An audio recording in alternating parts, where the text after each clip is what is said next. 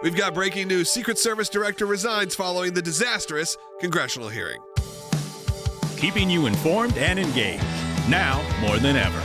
This is Sekulow. We want to hear from you. Share and post your comments or call 1-800-684-3110.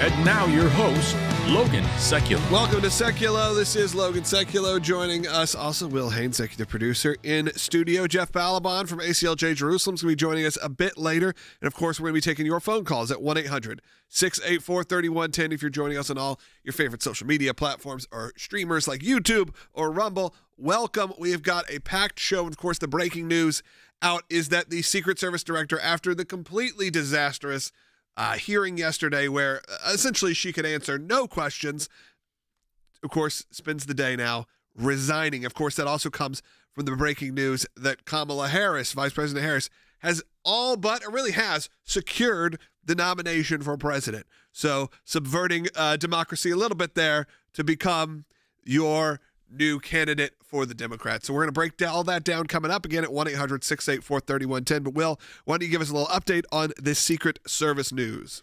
That's right. So after the hearing yesterday, we saw something extremely rare out of this Congress, and that was a bipartisan letter from the House Committee on Oversight and Accountability, signed by both the chairman, James Comer, and the ranking member, Jamie Raskin, two individuals in Congress that rarely agree on anything, but they sent this joint letter to the director of the Secret Service, Kim Cheatle, and it said, on July 13th, the United States Secret Service, under your leadership, failed to protect former President Donald Trump from assassination attempt. And they go on to say, today, you failed to provide answers to basic questions regarding that stunning operational failure and to reassure the American people that the Secret Service has learned its lessons and begun to correct its systemic blunders and failures. We call on you to resign as director as a first step to allowing new leadership to swiftly address this crisis and rebuild trust of a truly concerned Congress and the American people.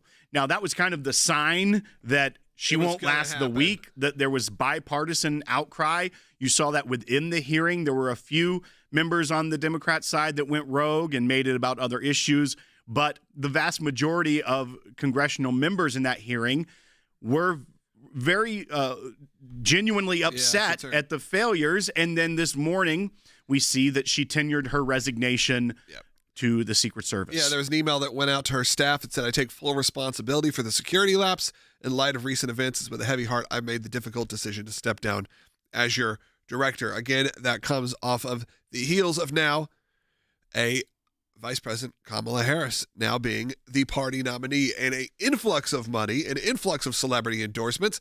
And look, we're going to break that down also in the conversations of what's happening with Benjamin Netanyahu, Bibi Netanyahu, visiting the United States right now and being snubbed by Vice President Harris and a lot of the Democrats. And what does that mean for Israel looking forward? I think there's a lot of talking. I'm on social media a lot, they're watching what people are saying, and there's a lot of, I would say, cheap shots happening right now at Kamala Harris.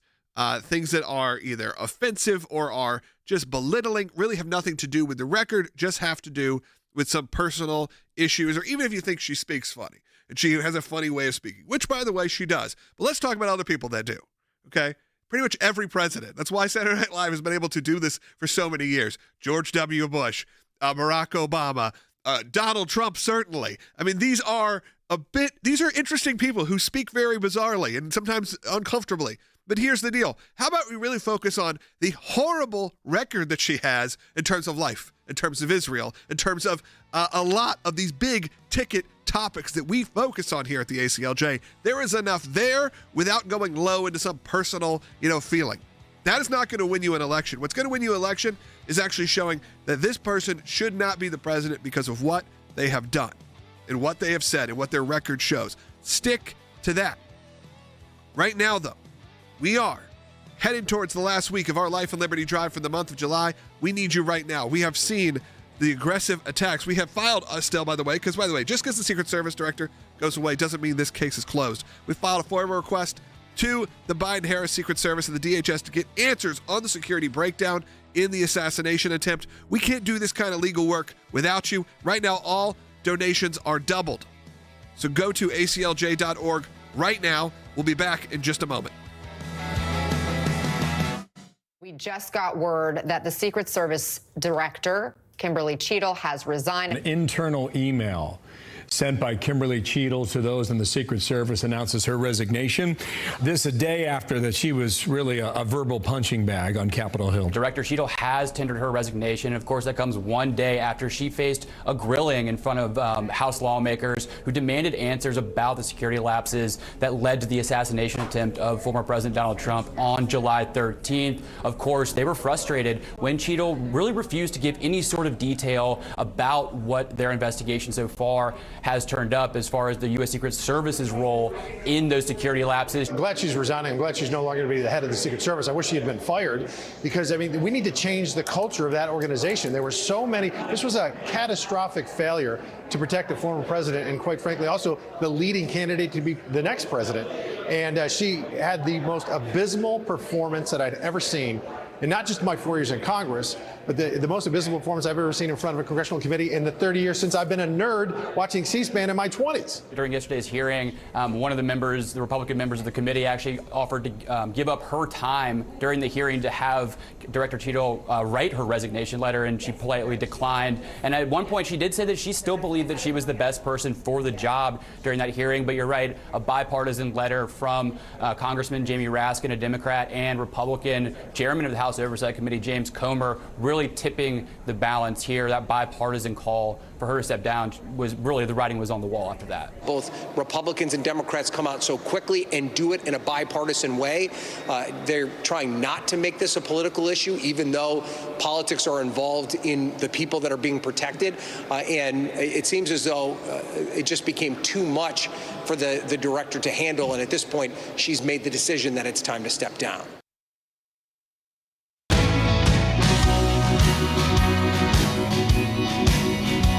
Welcome back to Sekulow. Hey, phone lines are open right now. I'd like to hear from you. When you hear news that the Secret Service Director has resigned, how does it make you feel? There's actually some bipartisan movement.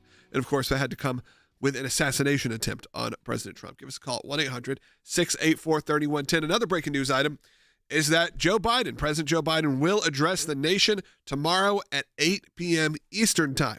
So that's going to happen tomorrow, presumably from the White House. Is that the thought process as of now? They are saying that President Biden is expected to travel back to D.C. after being in Delaware over the weekend where he was recovering from his COVID diagnosis, that he will be traveling back today and preparing to deliver that address tomorrow night at 8 p.m. Eastern Time. We also have another large address tomorrow, and that's from Bibi Netanyahu, Prime Minister Netanyahu of Israel, who will be addressing Congress at 2 p.m. Eastern Time.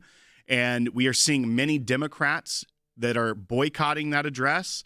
Kamala Harris is not going to preside over the Senate as the president of the Senate, which is her official duty as vice president.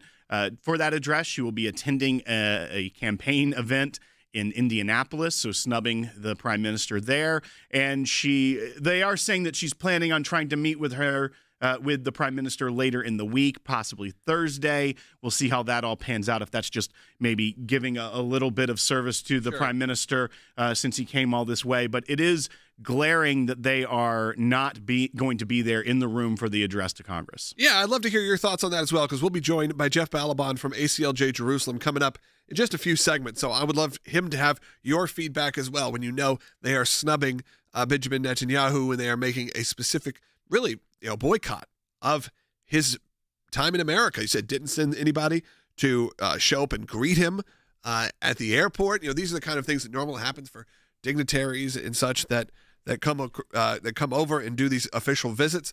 But no, they are doing this, making a statement for Israel. That's what I'm talking about. When you're talking about a potential Harris administration. And look, we'll know, by the way, we'll know, but next week, that's right, who the vice presidential pick will be for her. I've given you my thoughts. I think there's a lot of rumblings. There's a lot of talk. Certainly vetting is happening right now. So we'll see who that ends up being. But I'd love to hear from you. When you know this record can be, again, run on this record. Her record and her statements are enough. It should be enough that if you're a supporter of the ACLJ, if you're a supporter of this broadcast, you don't need to go low on this. I'm reading X or on Instagram, and I know a lot of it's done in joking and jest, but it's so the wrong way to go personally, because you have a treasure trove of context, of content that she has provided, making statements, being the most probably pro-abortion president would be in our lifetime. Being, again, snubbing Benjamin Netanyahu in their support of Israel. So you would have two very big issues here. You would have a lot of issues. You would have a great deal of concern. So my encouragement to you, if you feel like she is not the right pick, and a lot of people are going to feel like she is the right pick, is not to go low, because there's no reason to. You do that when you got nothing else to say. But when you have a vice president and someone who has been in public service for quite a long time now, there's a lot you can pick apart. Well, that's right. And if you look at even her voting record in the Senate, organizations do voting scorecards. They take your record of votes, and based on how you voted on certain bills that have hot button issues and topics, they can kind of rate you, whereas like the furthest right in the Senate and the furthest left. And she ranked further to the left in her voting record in the Senate than Bernie Sanders. Yeah. So that's not something that you're hearing talked about by people that are going out on social media or other places, and they're really just making personal attacks, which are fair game, I guess. But is that really the right tactic if you're seeing someone running for president? Are you really going to win if that's your goal on personal attacks? That's kind of what has been criticized of many candidates before, is that you only went personal, you didn't get to the substance of it. And I think that there is plenty to look at and dig into, like you said. A lot of candidates, you don't have as big of a record. She has a pretty strong record of where she's going to go. Right. And what she's going to bring into a presidency. And again, going after just the way someone speaks. And I felt that way about Biden as well. Or any of these presidents. George W. Bush. You go after, he says some funny words here and there. Well, he had a pretty strong record one way or the other, whether you agree with them or disagree with them. You could probably kind of anticipate where his presidency was going to go. But instead, you take the low road. You decide, let's just focus on the fact that he kind of stumbles over his words. And guess what happens? You had 8 years of President George W. Bush. And here's what you can have, is you go that way, and then you have 8 years of Kamala Harris. After 4 years, you have that incumbency, because she obviously has not been the president before. Now, I do have a question. It's something we should bring up. I'm not even sure the answer to this. If Joe Biden steps down this week, which, by the way, I'm not saying he will, but if I was a betting man, I think that you could have that happen. I think you have a very good chance that she becomes president before the election. I just think that's highly likely. I think that clearly there is something going on. We're not being shown everything right now. Whether you believe it's some sort of crazy conspiracy or not, I don't think it is. I think it is just it would make more sense. It would be a stronger incumbency for her to have those few months to become the president, show she can lead to a large percentage of people, as we saw the polls today, have a neck and neck with her and Donald Trump in terms of just the overall. But what we really saw was this was from a Quinnipiac poll, that there was a massive gap in terms of Donald Trump and Kamala Harris in the younger demographic pack. That's right. So the Quinnipiac poll, which was started actually the day before President Biden resigned, it was on the 19th, but a lot of people had been, and by resigned from the ticket, not from the presidency, but a lot of people had already started doing these polls if there was a possible replacement. And we see that President Trump in the overall number led Vice President Harris 49-47 with a 2.8% margin of error. So essentially a statistical tie with the edge to President Trump. But when you dig into the analytics and the details of the poll, when you look at the 18 to 34 age demographic, so the younger voters, some of these people are able to vote for the first time into, in the middle of your career. But that's kind of the youngest age demographic that they'll look at. You see that Harris is losing by 19 points in that age demographic. It's 58 to 39. That's gigantic. I mean, that's way outside the margin of error. That's not the voting demographic that typically you expect to break in an extreme number for a Republican candidate. But you're seeing that here in this poll. Obviously, you have to caution these polls are very early. A lot of this data was before he even announced that he was not seeking re-election. Some of it was, though. Some of it was because it went through the 21st, but you do have to take that with a grain of salt. But it is that's probably a very troubling number for the people in the campaign that are starting to analyze data. And that is why I think you push her to become the president. She can serve 2 full elected terms. So you'd have 2 terms plus 6 months, is what we're being told. Here's the deal. I truthfully believe, and I know you're going to go, this is wild, because you're the people who watch and listen to this broadcast. You are not who I'm talking about. I believe there is a large percentage of that demographic, of that age demographic, that does not know who the vice president of the United States is. So the name Kamala Harris doesn't mean anything to them. The name Donald Trump does. Donald Trump, celebrity. Donald Trump, the president. Donald Trump, probably the most controversial president of our lifetime. So yes, they know the name Donald Trump, so they'll go Donald Trump. So you actually have to do so. This is why when people have said who's going to be the vice president, they keep throwing out even like a Shapiro, which, look, I could be totally wrong. I think she has to go with someone with some name value. Right. That people are familiar with, because you don't have the lead time to get used to the person. You know, there's not this. I mean, J.D. Vance, I think, is one of them. J.D. Vance, most people who are running in that circle know who he is. He's had a very successful career, whether it was his book or whatever. He had brand awareness. I don't think a Shapiro does. That's why I think you're either going to go with a Pete Buttigieg or you're going to go with the astronaut Kelly, because Kelly, right. That is a brand name that we all know. I really think they need it, because I don't know if Harris is carrying the weight that they think. I think you'd be shocked if you went to any city in in the country, interviewing people on the street and asked them who's the vice president of the United States. There's a large percentage that are not going to know, that are not engaged in politics the way you are.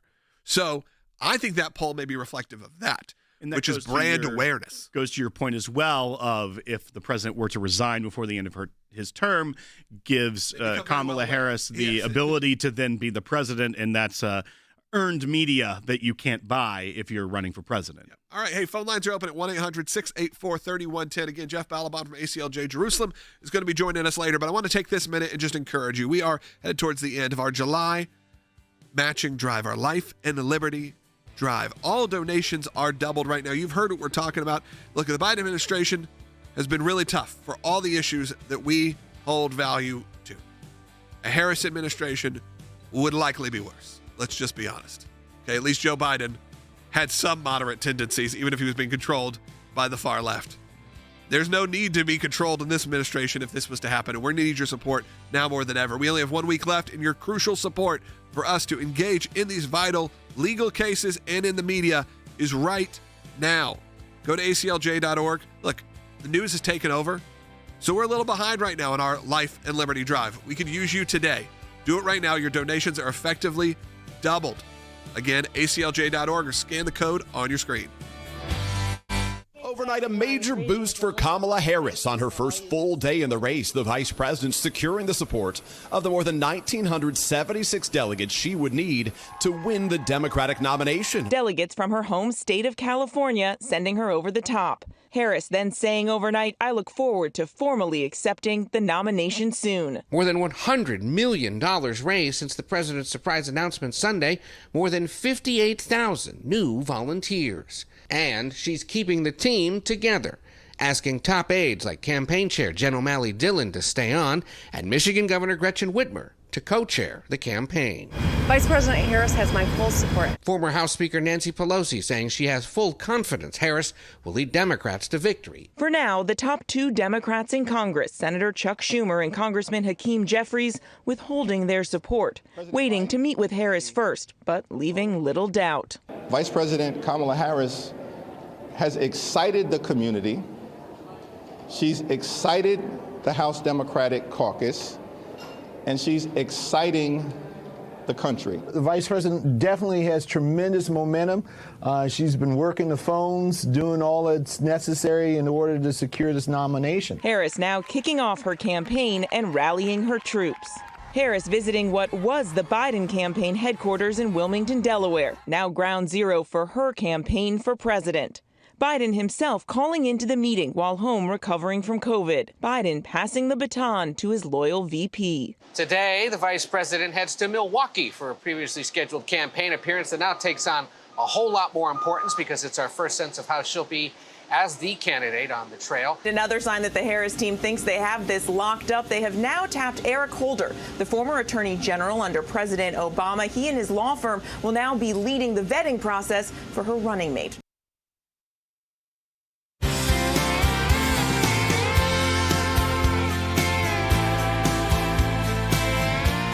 Welcome back to Sekulow. We got a lot of phone calls coming in. We got one line open still at 1-800-684-3110. Let's go to Gray, who is calling in North Carolina. Let's just take a call off the top. Gray, watching on Rumble, our favorite free speech platform. Gray, you're on the air. Love it. No, I love it. Anyway, thanks for all you do. I am a champion, a very small one, but I am a champion. Hey. You know, I don't understand how any of the Jewish people can support the Democrat Party anymore, because they are very anti-Semitic. Look, Gray, I think that has been a common conversation amongst the Jewish community, which is, you have your more orthodox, your more religious Jewish community that do lean more right. That's just been the tradition. The more liberal Jewish community, look, a lot of them have come out against what's going on in Israel, including with Bibi Netanyahu. That's not everybody. But I don't disagree with you. It feels, ridiculous that they would. But it's also tradition. It's like when they talk about the Jewish vote, they talk about the black vote, they talk about the Hispanic vote. All of these are always just assumed to be Democrat. It is somewhat geographical, but I don't disagree with you, Gray, and I think that we need to educate. It's why we have ACLJ Jerusalem. It's why we come on here and talk to not only just the Christian community, but the Jewish community, the Zionist community, and talk about why there's an importance to support Israel, but I don't disagree with you. And look, I want to say you're an ACLJ champion. I want to say thank you. And again, ACLJ champions are those people like Gray who give on a monthly recurring basis. It's automatically recurring. And he said very small. That is not the point. The ACLJ is built on the backbone of individual donors. There's no big corporate sponsors. There's no big grants. That's not how this works here. I mean, there are people who do that. Fantastic. And there's people, by the way, that give big gifts to the ACLJ. I'm not saying it doesn't exist, but the core is individuals who give $10 a month, $20, $50. So I think our average donation is somewhere between $45, $75. This is not like a lot of other organizations. We are truly built based on you. When I say we are looking for a base, that base number is because you decided to become an ACLJ champion. So we can estimate, hey, 21,000 of you have decided to do that, or whatever the number may be. And we could use that. Like I always say, I wish I could spin the camera around, because you'd see a dozen people working on this show right now. You would see so many people out in our studio spaces working on all the content that we have coming up later. Maybe you'd go up and see our legal team that's here, our legal team in Washington, D.C., our legal team around the world. None of that is cheap. None of that is done for free, but it's all built on the backbone of ACLJ supporters. And this is the Life and Liberty Drive. And I wanted to thank each and every one of you, including Gray, who called in and said the ACLJ champion. By the way, if you're an ACLJ champion, I always say, tell the phone screener when you call in, because I'll give you preferential treatment. Sorry, non-champions. It's okay. Well, I did want to bring up something that Gray was talking about, is that now that Vice President Harris has secured enough delegate pledges to become the nominee, they will do that roll call vote virtually starting next week ahead of their convention to try to lock that down quickly. But people talk about how disastrous the Biden administration has been for Israel. We've talked about it with Jeff Balaban, how the people of Israel have felt betrayed by the Biden administration. And the headlines that come out about Kamala Harris, one, she was further left than Bernie Sanders when she was in the Senate, so you can just assume where she would go. But her record is even it is definitely to the left of Joe Biden, which has done such a poor job supporting our ally. So here's a headline from Jewish Insider. Kamala Harris's record on Israel is to the left of President Biden. She has largely echoed the president's view on Israel because she is the vice president, right, but sounded much more sympathetic to note the plight of the Palestinians in Gaza, as well as this one from Haaretz, which says, Kamala Harris's record on Israel now under closer scrutiny after Biden's endorsement. VP Harris, who has been widely viewed as the Biden administration's so-called bad cop on Israel in recent months, received Biden's endorsement shortly after he announced he wouldn't seek re-election. So right now we're in this holding pattern, and obviously Joe Biden is still the president as of right now, so his policy will still be the one that carries the day, allegedly. But what you have to look at is how she will take many of these issues that the Biden administration has already done so poorly on. And we know that she's keeping around the campaign director. We know that many of the advisors that were already in place at the Biden-Harris campaign, she's keeping around.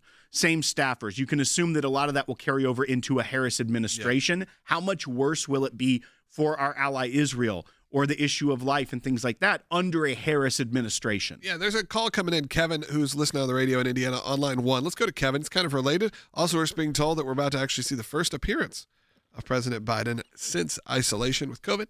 We'll let you know how that goes. Coming up on just a moment. So line 1, Kevin, you're on the air. Yes, I was just wondering your opinion. Do you think the Democrats just nominated Kamala so they could keep all the fundraising money? I think that's it was the easiest path with the financial situation. Now, I always said I thought there was a way that they could have figured that out. It does feel very orchestrated. It does feel very planned now that we've seen the influx of money that's come in. We've seen all of your majors, except for the Obamas, come out and fully support Kamala Harris. And you saw her really secure the nomination within, 40 hours? Right.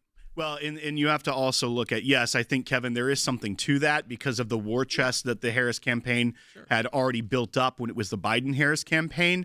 Under FEC rules, so not just Democrat Party rules, there would have been a bigger hurdle to get to those funds. Jordan talked about it yesterday, it becoming soft money, which would have to go to outside groups, super PACs and things like that, not directly to a campaign where they could use their own strategy. But then you also look at, and it is curious that the Harris, once she had received all these endorsements, had received the delegate count, she had record-breaking fundraising hauls. This is the same person who didn't even make it to Iowa when she ran for president. They're creating a imagery that there is so much enthusiasm behind her, getting $81 million the first day after the announcement that President Biden was stepping aside, and having these literally record-breaking fundraising hauls. That comes from all those donors that were holding back their donations when Biden was still at the top of the ticket because they were concerned about him losing. All of a sudden the floodgates open, and it creates this imagery of record breaking when they had such little fundraising in the previous months that it was just a natural occurrence. And I think that also played into it, is that they could orchestrate this visual moment for everyone of enthusiasm, which may not actually be the case, but it's hard to argue when you're setting records of fundraising. That's right. Hey, phone lines are open. We do have a second half hour of the broadcast coming up. I know some of you still listen on terrestrial radio, and for some of those networks, they don't carry the full hour, which, number one, why would they do that? Number two, it's available live every day, noon to 1 Eastern. You can find us broadcasting live on ACLJ.org, on YouTube, on Rumble, on Facebook, on X, wherever you get your social media, wherever you get your free streaming outlet, we're typically there broadcasting live. So make sure you join us live each and every day if you can. If not, you can pick it up later on the podcast feed. You can pick it up later on YouTube, on Rumble, and, of course, on ACLJ.org. But we do have a second half hour coming up. This is the shortest break. It is legitimately 1 minute between this segment and the next. We have two lines open at 1-800-684-3110. We do lose you here. I encourage you, support the work right now of the ACLJ. We can't do this without you. During our Life and Liberty Drive, every gift will be doubled. We are taking on this Biden-Harris administration head on in support of the causes that you hold dear. I'm going to go through some of those coming up in the next segment. And then Jeff Balaban from ACLJ Jerusalem is going to be joining us in just a moment. But scan that QR code on your screen or go to ACLJ.org right now. Have your donation doubled through the month of July, but do it today at ACLJ.org. Last summer, we launched our first ever ACLJ Life and Liberty Drive. We never could have imagined how much you, our ACLJ members and ACLJ champions, would exceed our expectations, and we can't thank you enough. We'd love to tell you that 1 year later, threats to life and liberty are no more. Sadly, the radical left is relentlessly doing everything it can to destroy the very foundations of this great nation: life, religious liberty, and the Constitution. The good news is your ACLJ team has not slowed down. We continue to fight in courtrooms across the country, including the Supreme Court, to defend your freedoms and to save innocent babies. And we're proud to announce the return of the ACLJ Life and Liberty Drive. Right now, your tax-deductible gift will be doubled, dollar for dollar, doubling your impact to defend your freedoms and help save innocent lives. Go to aclj.org right now and join us in this fight.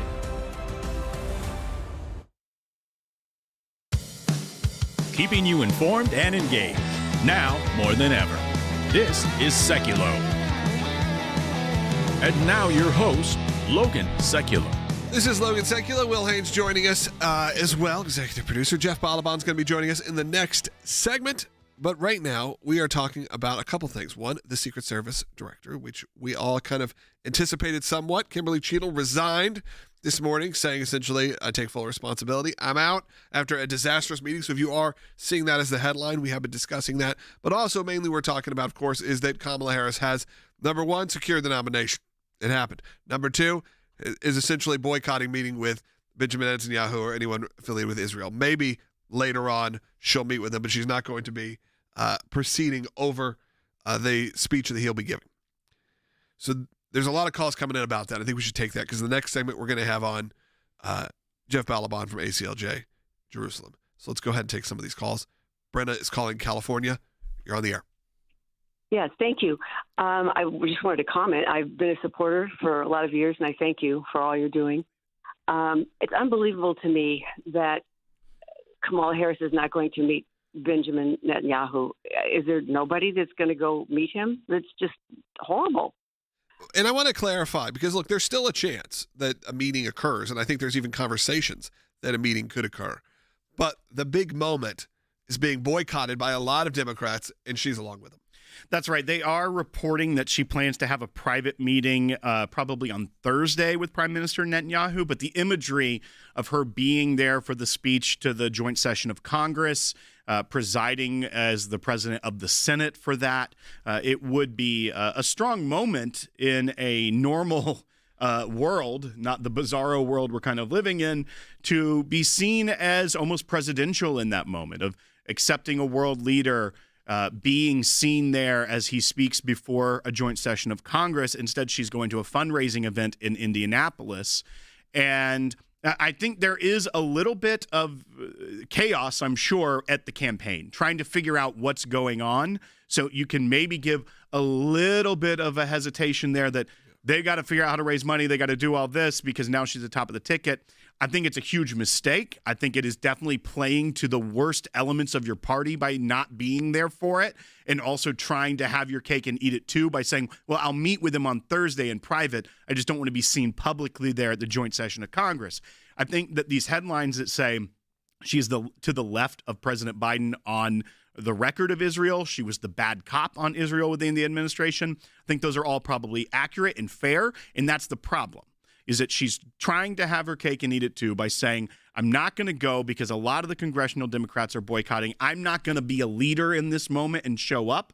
I'm going to go to a fundraising event for my new presidential campaign, but I'll still meet with them because that's the leadership thing to do. I saw a comment that just came in on YouTube that said, not meeting is saying you don't want peace. In some ways, you can maybe make that argument. It's saying you actually are not doing anything to progress. If it's saying that you think the war needs to be over, ceasefire, all those things that Democrats and the liberals are saying right now and the protests are saying, you're essentially saying you don't care by not having that meeting because you think if that was really your goal, you'd go ahead and meet with them. That's why, President Trump took a lot of flack.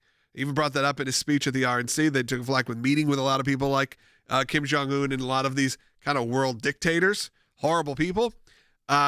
But having an interesting relationship with them because he was trying to stop maybe humanitarian crises that were happening around the world.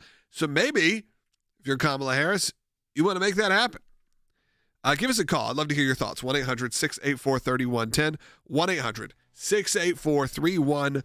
We're going to take all those calls that come in, either in the next segment or then the one after that. We always take all the calls we can, so get in line. The next segment, Jeff Balaban's going to be joining us. We're going to discuss the Israel situation in depth and what it means for Netanyahu, what it means in the whole war that's happening right now. It's easy to forget that it's happening because it isn't number one on our news anymore, and understandably, we've had a heck of a 2 weeks here in our own country. So understandably, when you have a president essentially stepping aside, when you have another presidential candidate, former president with an assassination attempt, Secret Service stuff, there's been a lot going on. It's been a busy weeks. And again, it's been so busy that's why we are a little bit behind in this ACLJ Life and Liberty Drive. Be a part of it right now. We got a 1-minute break coming up. 2-minute break, actually. Go this 2 minutes and make a donation. I'd love to see a spike. ACLJ.org. The latest on the war in the Middle East.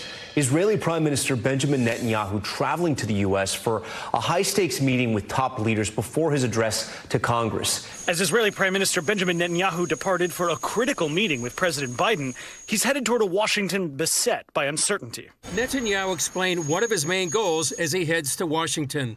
I will seek to anchor the bipartisan support that is so important for Israel, and I will tell my friends on both sides of the aisle that regardless who the American people choose as their next president, Israel remains America's indispensable and strong ally in the Middle East. Netanyahu's speech comes at a critical time, with fighting in the Israeli-Hamas war raging on for 9 months now, and Joe Biden having dropped out of the presidential race.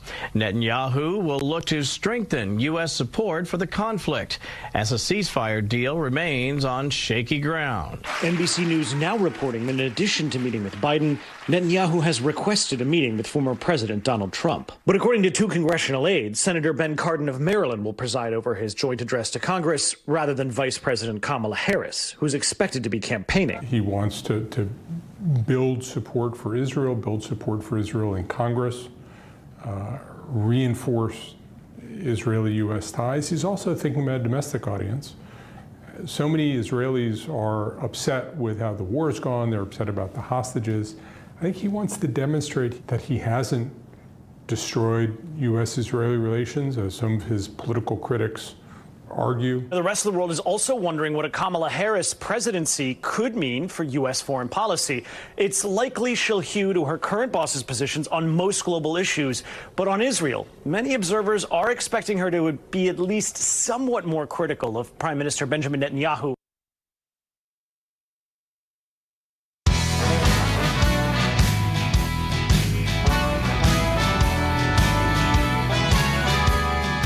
Welcome back to Sekulow. Jeff Balvon's joining us from Jerusalem. We're going to break down all of what's happening, not only here in the States, as President Biden is about to make his first appearance in walking onto an airplane.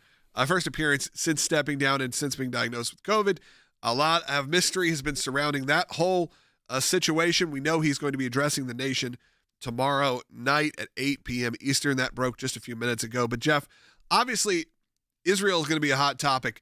Now heading into a potential, not even potential at this point, a Harris run, not someone who's been the best for Israel in recent months and certainly is often kowtowing to the extreme left. You also had a situation yesterday where people have been thrown out from potential vice presidential candidates like Shapiro. John King said, oh, well, I don't know. I don't know if we need another Jewish person now, on the platform. I mean, not these say those words exactly, but because that could be problematic. The anti-Semitism, the subtle anti-Semitism, the high-end anti-Semitism, the clear anti-Semitism has never been stronger. And when you have these moments now where Benjamin Netanyahu, which understandably a lot of people love and a lot of people do not, even in your own country, even in Israel, a lot of people, it's a very split, just like it is here. We'll make sure that's clear. However, when you decide not to meet with world leaders or to really snub them or to boycott, it's really sending a message. It's certainly not a message, as one of our commenters said, certainly not a message that suggests you want peace. That's right. I was watching the previous segments and we're talking about how Harris is to the left, i.e. worse for Israel relations than Biden. Let's also put this in context. Joe Biden is arguably, and it's actually hard to disagree, the worst, the most anti-Israel president that's ever been so far. So we're talking about Harris being even worse than a president who has created what they call daylight or sunlight between Israel and America and hampered Israel while it's trying to wage an existential war to defend itself, while it's trying to get back its hostages, including a number of American hostages that Biden is doing nothing to help and doing everything to hamper. And we're talking about a potential candidate potential leader of the Democrat Party who's even worse than that. And as you say, we're talking about openly saying the quiet part, which is, and maybe a Jew on the ticket's not a good thing because maybe Democrats won't vote for a Jew. We have moved well into the region of anti-Semitism, and Bibi, from really during the Obama-Biden administration, that was their ploy. Everything they didn't like about Israel, because they were also not friendly to Israel, they said, oh no, it's not Israel we don't like, it's Benjamin Netanyahu. They tried to personalize it about him. Of course we're pro-Israel, because at that point, America hadn't spiraled down yet. The politics on the left hadn't spiraled down yet where you could be openly anti-Semitic. Because no, we're not against Israel. We're not against the Jewish people. We're against this guy. Well, it turns out that last week, a solid majority representing about 80 members of Knesset, because not everyone was able to vote, voted on language that said that a Palestinian state is an existential threat, right, against everything that Biden and the Democrats have been pushing for, that Blinken's been breaking their backs to do here, saying, no, that is literally an existential threat. It would completely destabilize the Middle East and would also threaten just regional stability and create Islamic jihadism as a global problem. And of course, reward terror. This is the stance of the vast majority of Israelis. And that's what Bibi is there to represent. Jeff, we talked about that vote last week a little, and it's not something that got a lot of play in the American press. And I'm very thankful that you are there at ACLJ Jerusalem to follow these things for us, to give us this information. But you also were in Judea yesterday, and you had some meetings with members of Knesset. Could you give us a readout of what you were doing there and the work that you are doing on a daily basis as you represent the ACLJ in Israel?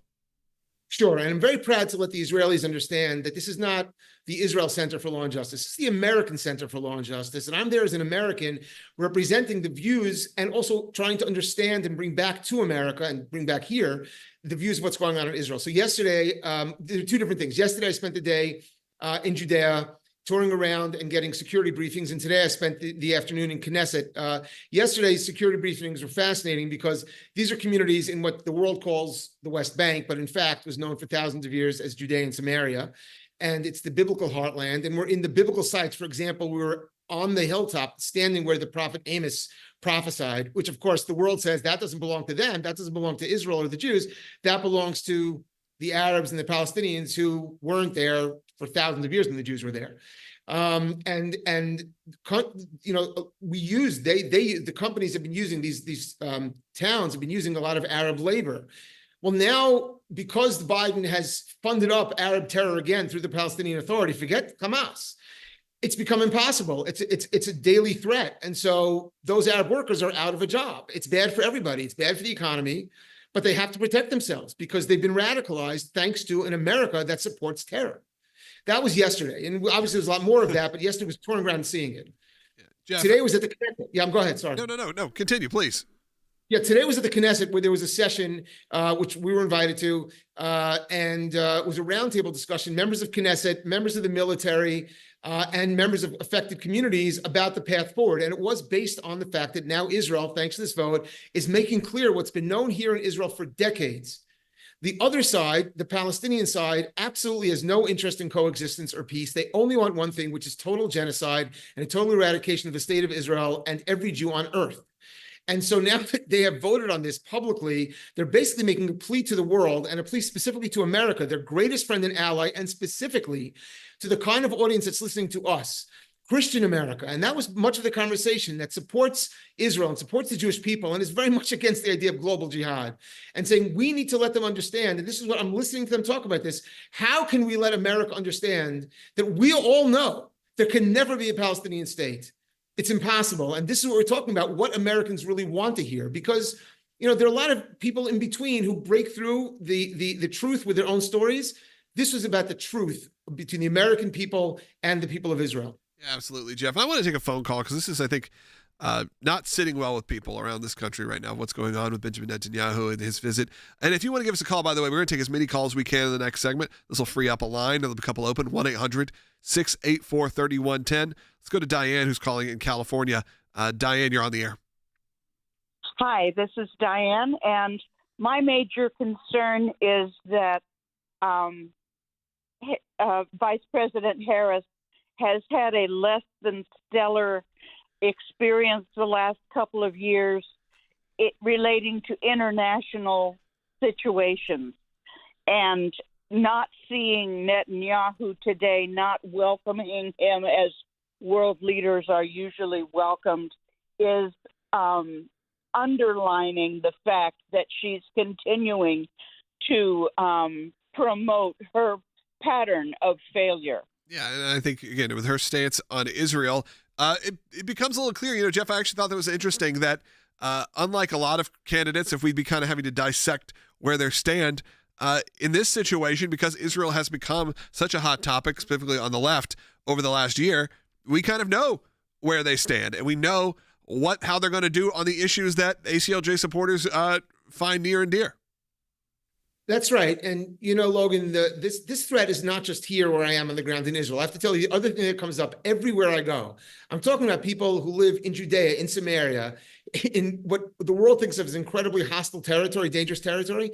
They are so concerned. They're wondering how Jews can continue to live in an America that's being dominated by people like Kamala Harris, by Democrats who are supporting global jihad. That's what it looks like. They're supporting the terrorist side of things, and they're fighting against Israel. So the Israelis are wondering what future there is for America generally under this kind of a leadership. It really is a clarifying moment of good versus evil, and that's the way it's seen here. And I believe that's the way most American Christians see it also. It is a clarifying moment of good versus evil. Yeah, absolutely, Jeff. Thank you so much for joining us. I did want to encourage everyone to support the work of the ACLJ. We can't have ACLJ Jerusalem without you, without the ACLJ supporter. And during this Life and Liberty Drive, you've heard us continually talk about all the different ways. But right now, we're preparing to file one of the most important briefs ever at the ICC to defend Israel. The ICC just granted our motion, and we only have 2 weeks until our deadline to file. So we are getting very engaged in what's going on, as we always are in Israel. It is never, the fight never stops, but it can't without your support. You have to engage. Look, like I've said, just travel cost alone, it could be enough to not be able to support an organization like this, just to get people where they need to go, whether that's internationally or domestically. You know where that is right now. And really, just think about that. That's a very small portion of what the work of the ACLJ does, is just getting from place to place. But we can't do that without your support. We only have 1 week left in our Life and Liberty Drive for the month of July. Your support is crucial for us to engage in all of our vital legal cases, whether that is our support of Israel, our support of life, and of course, in America, our support of liberty, which never has been more important than right now. We are a little behind. I told you that. I'm always going to be honest with you. We're a little behind. It's been breaking news. Political donations have dominated. That doesn't mean the ACLJ work gets to stop. And we need your support right now. Your donations are doubled. Go to aclj.org or scan that QR code on your screen. Hey, a few lines just opened up. I like to hear from you. You heard from Jeff Balaban, you've heard from Will, you've heard from me, you've heard from people all over the country today. But now I get to hear from you. So 3 lines are open right now. You can fill those with your voice. 1-800-684-3110. President Biden allegedly going to make his first appearance any moment. We'll let you know how that goes. 1-800-684-3110. Get in line right now. Let's take some calls coming up in just a minute. We just got word that the Secret Service Director, Kim Cheatle, has resigned. An internal email sent by Kim Cheatle to those in the Secret Service announces her resignation.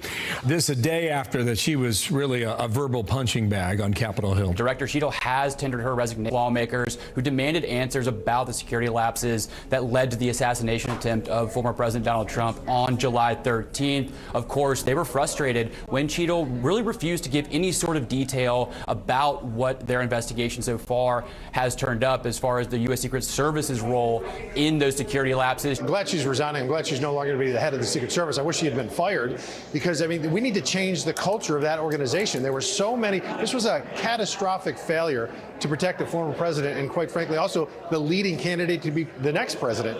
And she had the most abysmal performance that I'd ever seen. And not just my 4 years in Congress, but the most abysmal performance I've ever seen in front of a congressional committee in the 30 years since I've been a nerd watching C-SPAN in my 20s. During yesterday's hearing, one of the members, the Republican members of the committee, actually offered to give up her time during the hearing to have Director Cheatle write her resignation letter, and she politely declined. And at one point, she did say that she still believed that she was the best person for the job during that hearing. But you're right, a bipartisan letter from Congressman Jamie Raskin, a Democrat, and Republican chairman of the House House Oversight Committee, James Comer, really tipping the balance here. That bipartisan call for her to step down was really, the writing was on the wall after that. Both Republicans and Democrats come out so quickly and do it in a bipartisan way. They're trying not to make this a political issue, even though politics are involved in the people that are being protected. And it seems as though it just became too much for the director to handle. And at this point, she's made the decision that it's time to step down.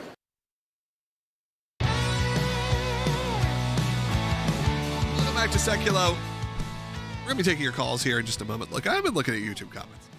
And there is, I don't usually address YouTube comments that are negative or like, there's this whole conversation right now happening of me being some liberal talking, giving liberal talking points or liberal voice, simply because early in the broadcast I said, don't treat Kamala Harris like she's some cartoon character. Treat her like she is a serious a candidate who you're going to have to beat, and you can beat by the record. She has an atrocious record on life, an atrocious record on Israel, and a lot of our top topics. But don't go around thinking that she is some, just goof. If you do that, you are in danger of losing the election. We have seen that happen. You know who's credited a lot of times for Donald Trump winning? Jimmy Fallon. Jimmy Fallon is because he tousled his hair and made him into a human being. He's credited a lot for giving people an SNL. Who's credited for George W. Bush winning? Will Ferrell.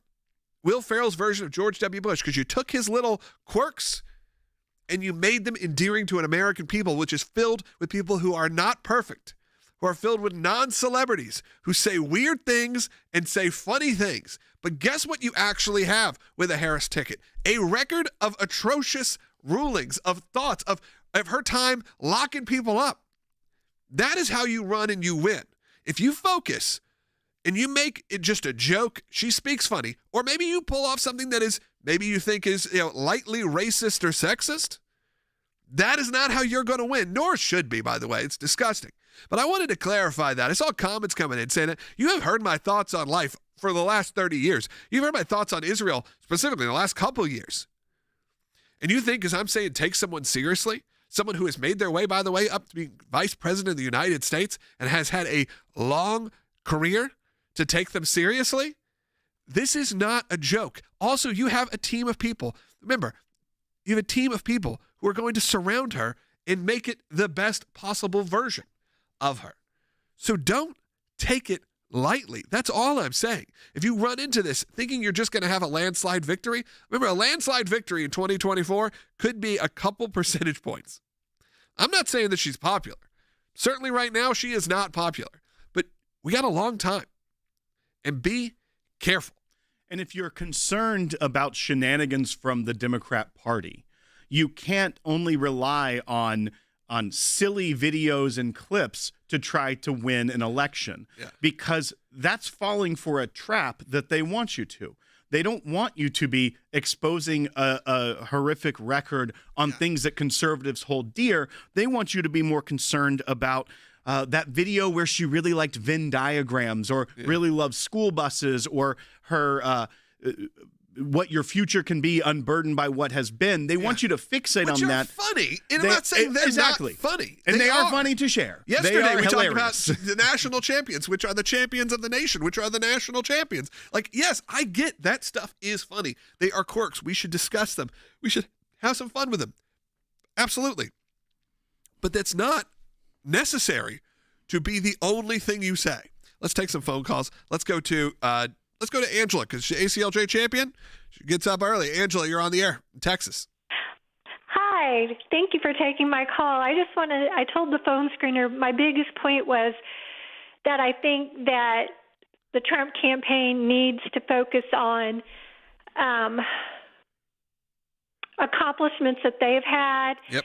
And people's records, and not do personal attacks. And I think just as voters in general, we need to look at that also. You don't judge a candidate by their gender or their race. You judge them by, are they the best person for that position? Right. And I also told the phone screener that I am a professional that used to be a profession that was predominantly male, And now it's not, but it's based on our capabilities, not because we're women or we're a man. It's based on that we can do the job. Yeah, Angela, I'm glad you agree, and I'm glad that you're on ACLJ Champion. I think you watch it on Rumble, again, a free speech platform, and usually one where the comments get a little bit more wild on Rumble because it is a free speech platform, which we love. But Angela, I think you speak for a lot of people, which is you're looking at this and going, okay, I know who I'm going to vote for, who I'm not going to vote for, not based on race, not based on gender. I'm voting because I agree or disagree with a record, and that is a record or their points of view or what they say they're going to do. And what she's saying she's going to do, and will, by the way, because it's going to get more extreme, is enough. Is enough to not take these. I'm not talking about Donald Trump throwing a nickname. I'm not even sure what nickname he gave her. I'm sure it's not great. I think it's Lion Harris. That's the one that's being workshopped right now. I've seen it on Truth. So that at least has Lion something Harris. to do with policy, so maybe I'm okay with it. I'm not talking about a little nickname. I'm talking about when you think that's the way you win, is by just, or what you're doing is belittling the fact that they can win. And I really think you cannot take things, lightly right now. Chuck is calling in Georgia on line 4, watching on YouTube. Go ahead. Hey, guys. Just a quick note. I'd send my resume in to work for you, but I'm a little too old. So. Hey, we are not ageist here. You never know. You never know what job opening's happening. And look, I think there is a job listing area on our website. I think you can find whatever active positions there are. So you know what? But go ahead, Chuck. Yeah, but anyway, my question is, it appears to me I have not seen a whole lot of intelligent comments come from Harris, which goes with the theme of qualifications. And I'm wondering, in your opinions, are there people behind her that hope to use her more or less as a puppet to promote their agenda? Sure. I think that's always the case. I think that's the case for all presidents, that there are teams of people built around her. And look, I think that you also have to remember she has been dealing with a President Biden administration.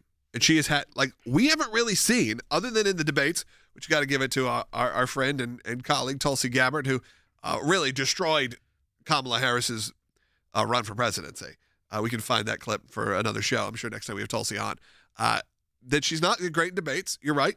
She hasn't been good, but she isn't good at policy. But we haven't seen what happens when you have the full Democratic Party behind her, what that looks like. And when she is, let's say, unburdened by what has been for President Biden, when she doesn't have that cleanup job to do. I think you probably have a bit of relief from a lot of people in the Biden administration because of that. And one other note of something that we have actually fought directly against Vice President Harris. We mentioned this yesterday, but when she was the Attorney General of California, she was the one trying to crack down on pregnancy resource centers. Yep. They were trying to force them to display a signage to tell you where to get abortions in pregnancy resource centers, crisis pregnancy centers.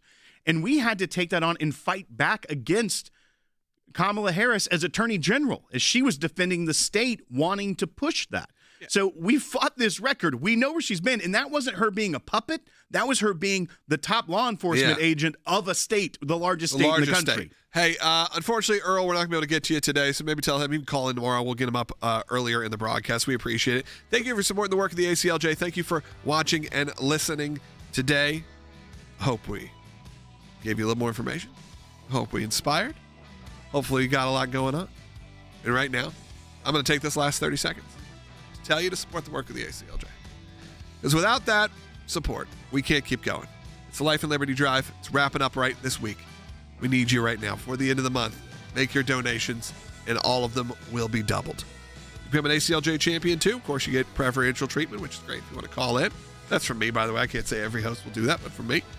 Scan the QR code that's on your screen. We really would appreciate it. Again, down because of just the news right now and the dominating of politics. So be a part of something real. Go to aclj.org right now.